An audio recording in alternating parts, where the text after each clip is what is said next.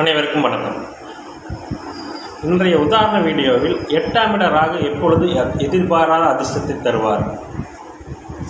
8ஆம் இடத்தில் ராகு இருந்தாலே அதாவது சில நிலையில் கடுமையான கெடுபல்கள் நடக்கும். ஆனால் அவர் 8ஆம் அதிபதியுடனும் 6ஆம் அதிபதியுடனும் சேர்ந்திருக்கும் நிலையில் மட்டுமே அந்த எதிர்பாராத கஷ்டங்கள், வம்பு வழக்கு பிரச்சனைகள், அசிங்கம் கேவலம் வழி நடத்துவார். ராகு எப்பொழுதுமே தன்னுடைய தசை புத்திகளில் கொடுக்க வேண்டியதை தாராளமாக கொடுப்பார், கெடுக்க வேண்டியதையும் தாராளமாக கெடுப்பார். எதுவுமே அபரிமிதமாக இருக்கும். பிரமாண்டமான கிரகம் என்பது ராகு தான். இந்த நிலையில் ஒருவருக்கு 8ஆம் இட ராகு எப்பொழுது எதிர்பாராத மிகுந்த அதிர்ஷ்டத்தை தருவார் என்பதை உதாரண வீடியோவாக பார்க்கலாம். இந்த உதாரண வீடியோவில் முன்னாள் முதல்வர் அவர்களின் ஜாதகத்தையே எடுத்துக்கொள்ளலாம். கடந்த முறை ஆட்சி செய்த ஒருவர் அவருடைய ஜாதகத்தை எடுத்துக்கொள்ளலாம். கடந்த முறை ஆட்சி செய்தது யார் என்பது உங்களுக்கே தெரியும். இந்த நிலையில் அவருடைய ஜாதகப்படி ராகு புத்தியில் தான் அவர் எதிர்பாராத விதமாக தமிழ்நாட்டின் மிக முக்கிய மேன்மையான பதவியான, அதாவது முதன்மை பதவியான முதலமைச்சர் பதவியை அடைந்தார். இதற்கு உண்டான காரணம் என்ன, 8ஆம் இடம் ராகு எப்படி அவருக்கு அதை செய்தது என்பதை இந்த உதாரண வீடியோவில் பார்க்கலாம். இந்த ஜாதகர் பிறந்தது பார்த்திங்கன்னா 20/3/1954 10:15 AM அளவில் பிறந்திருக்கார்.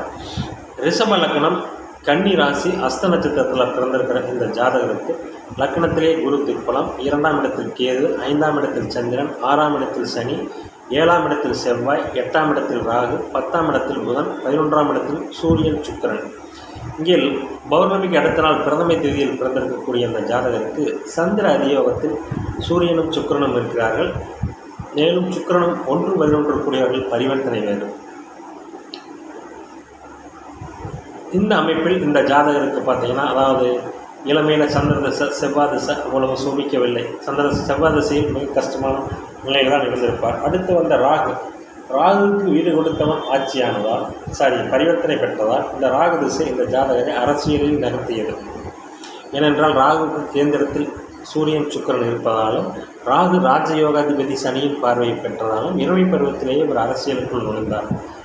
இரண்டாவதாக குரு திசை இவருக்கு அரசியலில் ஏற்ற இறக்கங்களை தந்திருக்கும். ஏனென்றால் குரு அட்டமாதிபதியமாவதால் 11ஆம் அதிபதியமாவதால் இது மாதிரியான பலன்களை செய்திருக்கும். அடுத்து வந்த சனி திசை இவர் அரசியலில் ஒரு தடுக்க முடியாத சக்தியாக உருவெடுத்தது. இந்த சனி திசையில் தான் இந்த ஜாதகர் MP ஆனார், MLA ஆனார், மந்திரி ஆனார். ஏன் என்று கேட்டால், இந்த சனி பார்த்திங்கன்னா, அதாவது ரிஷப லக்னத்திற்கு சனி ராஜயோகாதிபதியாகி மறைவுஸ்தானத்தில் உச்சம் பெறுவது மிக உன்னத நிலை. சனி இங்கே யாருடனும் இணையவில்லை. வீடு கொடுத்த சுக்கிரன் உச்சமாக இருக்கிறார். அதே போல் பார்த்திங்கன்னா சிம்ம லக்னத்துக்கு செவ்வாய் ராஜயோகாதிபதி 6இல் மறைந்துதான் உச்சமாவார். மனைவி ஸ்தானங்களில் ராஜயோகாதிபதியான கிரகங்கள், பாவகிரகங்கள் சனியும் செவ்வாயும் உச்சமாவது அந்த லக்னத்துக்கு மிகுந்த யோகத்தை செய்யும். இந்த சனி திசை மிக MLA, மந்திரி, MP போன்ற பதவிகளை தந்து ஒரு உன்னத நிலையை அடைந்து வைத்தது என்றே சொல்லலாம். குறிப்பாக சனி திசையின் ராகு புத்தியில் இவர் முதலமைச்சரானார். காரணம் என்ன?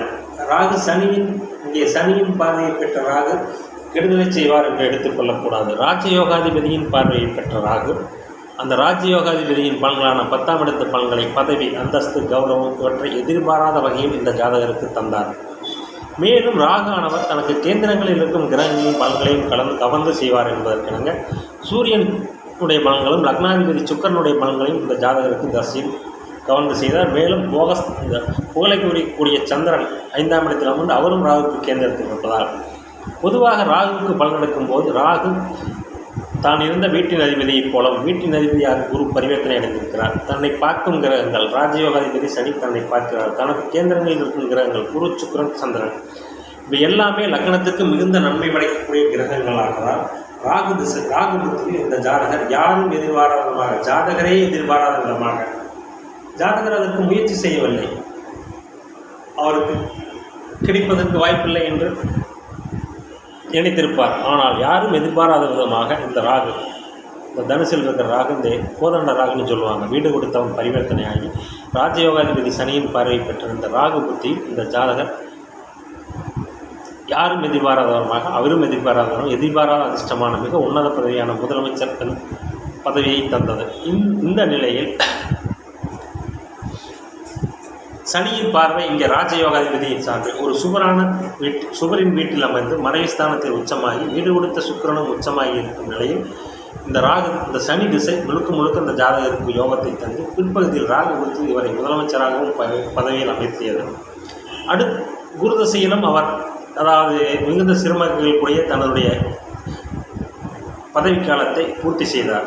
ஏனென்றால் குரு அட்டமாதிபதியாவதாலும் சில பிரச்சனைகளை சந்தித்தாலும் அவரே 11ஆம் அதிபதியாவதால் பிரச்சனைகளை சமாளித்து இங்கே 11ஆம் அதிபதி வலுத்தாலே அந்த ஜாதகர் பிரச்சனைகளிலிருந்து விடுபடுவார் என்பதை குறிக்கிறது.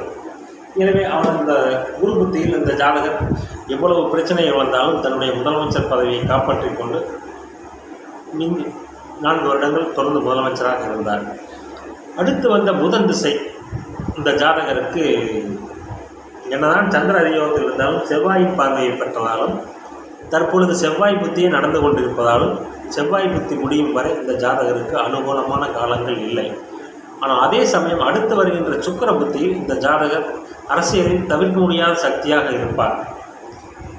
இப்பொழுது இருக்கும் நிலைக்கு கண்டிப்பாக கீழான நிலைக்கு இந்த ஜாதகர் செல்ல மாட்டார் என்பது நிச்சயிக்கப்பட்ட ஒன்று.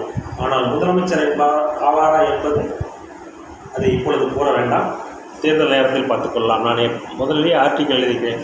அதாவது மாண்புமிகு எடப்பாடியார் அவர்களின் ஜாதகத்தையும் மாண்புமிகு முதல்வர் மு.க. ஸ்டாலின் அவர்களின் ஜாதகத்தையும் ஒப்பிட்டு தேர்தலுக்கு 1 வருடங்களுக்கு முன்பே இந்தந்த விதிகளின்படி எடப்பாடியாரால் இந்த தடவை முதலமைச்சராக முடியாது, ஸ்டாலின் தான் முதலமைச்சர் ஆவார் என்று கூறினேன். அதற்கு சில அரசியல் காரணங்கள் எதிர்ப்பு உண்டாகியது. நான் அரசியல் சார்ந்தவன் அல்ல. ஜோதிடம் என்பதை அதாவது அரசியலை ஜோதிடத்துக்குள் கொண்டு செல்ல வேண்டும் என்றால் மனதை கழட்டி வைத்துவிட்டு இரு நிலைகளிலும் ஒப்பிட்டு பார்த்து மிகுந்த மரியாதையுடன் இருவரையும் எழுத வேண்டும். மாண்புமிகு முதல்வர் எடப்பாடியார் என்று தான் அப்பொழுதும் நான் கூறினேன், இப்பொழுதும் மாண்புமிகு எதிர்க்கட்சி தலைவர் எடப்பாடியார் என்று தான் கூறினேன். அதே போல் மாண்புமிகு முதல்வர் ஸ்டாலின் அவர்கள் என்று தான் நான் குறிப்பிடுகிறேன். உரிமையில் அதாவது மேம்பட்ட தலைவர்களுக்கு உண்டான மரியாதையை கொடுக்க வேண்டும். அரசியல் காழ்ப்புணர்ச்சி இங்கே ஜோதிடருக்கு தேவையில்லாத ஒன்று. எனவே ராகு இப்படி இருக்கும் நிலையில், ராகுக்கு வீடு கொடுத்தவனும் பரிவர்த்தனையாக இருக்கும் நிலையில் சனியின் பார்வையை பெற்ற அந்த ராகு வீடு கொடுத்தவனும் பரிவர்த்தனையானதால் ராகு கேந்திரத்தில் சூரியன் சுக்கிரன் இருப்பதாலும் அம்சத்தில் சூரியன் குருவுடன் இணைந்து சிம்மத்திலே இருப்பதை நீங்கள் கவனிக்க வேண்டும். இந்த நிலையில் இந்த ஜாதகர் ராகு பார்த்தீங்கன்னா அம்சத்தில் வர்க்கோத்த நிலையில் இருப்பார், புதன் சுக்கிரனுடன் இணைந்து. எனவே ராகு இங்கே சனியின் பார்வை என்பது ராஜயோகாதிபதியின் பார்வை. நாம் சனியின் பார்வை கெடுக்கும் என்றெல்லாம் எடுத்துக்கொள்ளக்கூடாது.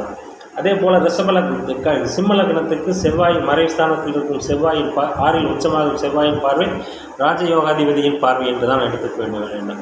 இந்த நிலையில் ஒரு லக்னாதிபதி எழுத்திருக்கும் நிலையில் ராஜயோகாதிபதியின் பார்வையை பெற்ற குரு ராகு வீடு கொடுத்தவனும் பரிவர்த்தனையானதால் இவருக்கு மிகுந்த உன்னத பதவியான முதலமைச்சர் பதவியை தந்தது. இவ்வாறான நிலைகளில் ராஜயோகாதிபதி மறைஸ்தானங்களில் உச்சம் பெற்று லக்னாதிபதி எழுத்திருக்கும் நிலையில் ராகுவும் சுகருடைய வீட்டில் இருக்கும் நிலையில் அந்த ராகு எதிர்பாராத அதிர்ஷ்டத்தை தருவார். இதுவே கடக சிம்ம லக்கணமாக இருந்து சனியின் பார்வையை இந்த ஜாதகருக்கு பெற்றிருந்தேனால் ஜாதகரை அசிங்கம், விபத்து, கேவலம் போன்ற கெடுபலன்களை செய்திருப்பார். ரிஷப லக்கணமாகி வீடு கொடுத்தவனும் பரிவர்த்தனையாகி ராஜயோகாதிபதியான சனியின் பார்வையை பெற்ற ஒரே காரணத்தினால் ராகு கேந்திரத்தில் சூரியன் சுக்கிரனும் இருக்கிறதும் அம்சத்தில் சூரியன் குருவுடன் இணைந்து சிம்மத்திலேயே இருப்பதும் இவருக்கு அரசு முதலமைச்சர் பதவியை எதிர்பாராத விதமாக தந்தது என்பது எந்த விதமான மாற்று கருத்து இல்லை. இவர் அடுத்து முதல்வர் ஆவாரா இல்லையா என்பதை அப்பொழுது பார்த்துக் கொள்ளலாம்.